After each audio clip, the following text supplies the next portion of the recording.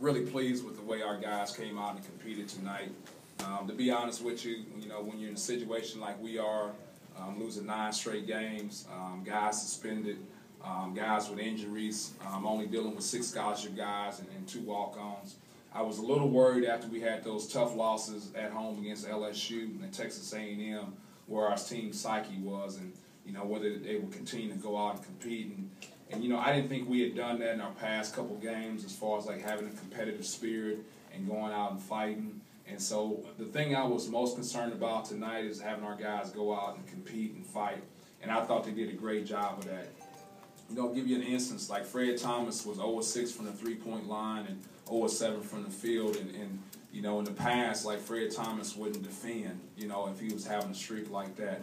But Fred Thomas did an unbelievable job defensively. I thought he gave Lacey some problems guarding the basketball. But I just thought our whole team just brought a tremendous competitive spirit. Now, we went back to some things offensively toward the end there as far as like not taking care of the basketball and turning it over. Because I thought when our defense was set, we did a really good job against Alabama. But towards the end there, when we turned the basketball over and we're trying to run them down on fast breaks because of our turnovers, and our defense obviously is not very good. So that's it for me.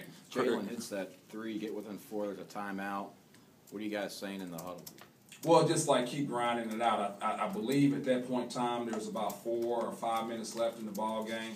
And that mentality that we want to have is like just a point a minute. Just a point a minute. Don't go out and try to, when it's, I think we were down 8 with 7:50 left. I told our guys, just a point a minute. Just make up a point a minute. That's all you're trying to do. Don't try to get it all back in one time. So, that's our mentality we got to have. Just grind it out possession by possession. Don't try to get it all at once. Craig said that after you got it down to 4, Craig said he got too sped up and was going too fast and got the turnovers. Is that what you saw? Yeah, I mean, the thing that disappoints me about our turnovers, I thought in that first game, all I remember is like, Alabama's run and jump giving us problems, run and jump giving us problems. And I went back and I watched tape, and it really wasn't their run and jump, their press. It was us, having unforced turnovers in the front court. Yeah. And if you look at this game, we didn't turn the basketball over in the back court for the most part. It was really like us turning the basketball over in the front court. So to me, those are unforced turnovers. Like Colin Borkert, losing the basketball with Gay guarding him. Like there's no reason why, Gay should take his basketball from him when he's that skilled forward that we needed at that point in time. So, I just thought we had some unforced turnovers in the front court that really hurt us defensively. Yeah. Coach, what is Craig gaining from these experiences that's going to help him later on? Well, I hope maturity and experience. Now, it didn't show tonight, because down the stretch he had some crucial turnovers there.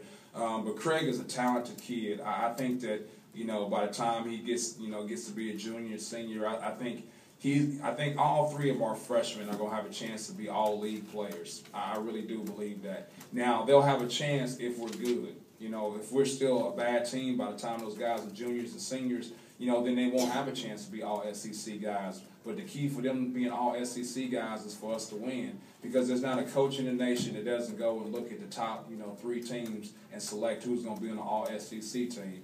And so, whether they're the top 5 guys or top 10 guys in the SEC really doesn't matter. What's going to happen is one of those guys will end up being first team all SEC if you're winning. And I believe that Craig has that ability. I think Gavin Ware has that ability. And I think that Fred Thomas has that as well, too. So the key for those guys is to continue to mature.